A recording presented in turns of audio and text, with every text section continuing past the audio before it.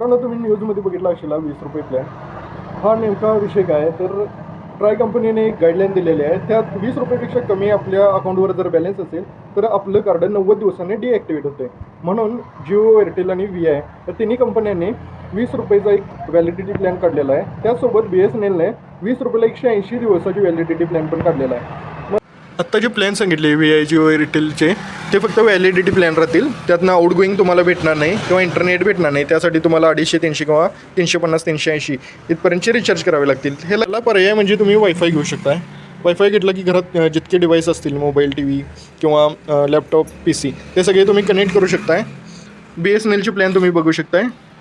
40 MB/s speed, 60 MB/s speed. 40 MB/s speed 500 रुपयेपासून plan चालू होतो आहे.